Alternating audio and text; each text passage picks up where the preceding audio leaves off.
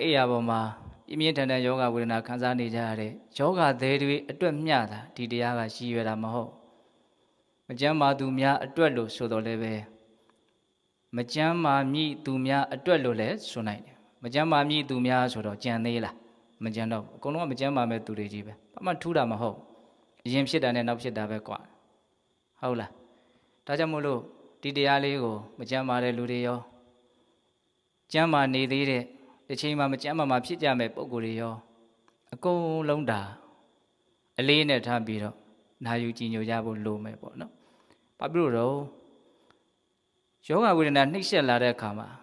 ရင်မဆိုင်နိုင်လို့ကိုယ့်ရဲ့စိတ်တွေကပူလောင်ပြီးပင်ပန်းပြီးဆင်းရဲပြီးဟုတ်လားစိတ်တိုင်းမကြဖြစ်လာပြီးဒါကိုလက်မခံနိုင်မှုနဲ့ညှင်းဆန်နေတယ်ယုံကန်နေတယ်ဆိုရင်ဒါမျိုးဆိုဘုရား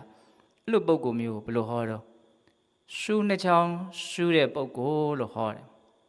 လို့ဖြစ်လာတဲ့အချိန်မှာရှူးနှချောင်းမရှူးရအောင်ရှူးနှချောင်းရှူးတဲ့ပုံကိုအညံ့သားမျိုးမဖြစ်အောင်ဘုန်းဘုန်းတို့ကအများကြီးကြိုတင်ပြီးတော့ပြင်ဆင်ထားတန်ရုပ်ပါဠိတော်မှာတန်လတုတ်တန်ဆိုပြီးတော့မြတ်စွာဘုရားဟောထားတယ်တန်လဆိုတာညောင်းပေါ့နော်ရှူးပေါ့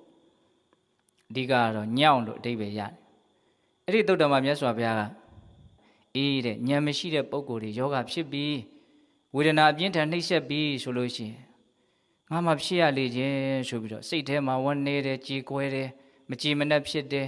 ဒေါသဖြစ်တယ်ဒါကိုလက်မခံနိုင်ဘူးစိတ်ထဲမှာအကြီးအကျယ်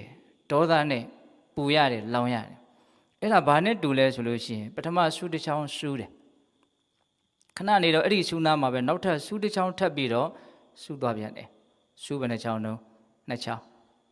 ဟုတ်လားအဲ့ဒါမြတ်စွာဘုရားဆူးနှစ်ချောင်းဆူးတဲ့ပုဂ္ဂိုလ်အဲ့ဒီမှာနည်းနည်းလေးအသေးစိတ်လေးပြောတာစိတ်ဝင်စားတဲ့အကောင်းတယ်အသိဉာဏ်နေတဲ့ပုဂ္ဂိုလ်ဟာဒီလိုယောဂဖြစ်လာပြီဆိုလို့ရှိရင်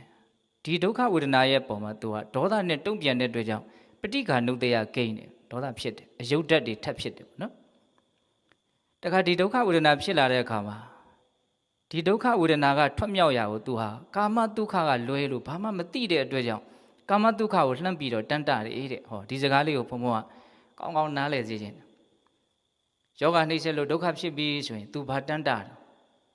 ကာမဒုက္ခကိုလှမ်းတန်တာတယ်တစ်ချိန်လုံးက तू တက်တက်တာတာလေးနေခဲ့တယ်ကောင်းကောင်းမွန်မွန်မြင်ခဲ့တယ်ကြားခဲ့တယ်စားခဲ့တယ်တောက်ခဲ့တယ်အဲ့လိုဖြစ်တဲ့ချမ်းသာမျိုးကာမဒုက္ခခေါ်တာ哦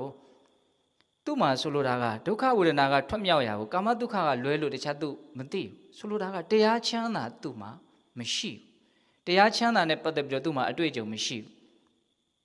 အဲ့ဒါကြောင့်မလို့ဒီဒုက္ခဖြစ်လာပြီဆိုရင်ဒုက္ခဝေဒနာကလွတ်မြောက်ရာကိုတရားချမ်းသာနဲ့အစားမထိုးနိုင်တဲ့အတွက်ကြောင့်ငကောက तू အတွေ့အကြုံရှိခဲ့ဘူးတဲ့ကာမဒုက္ခ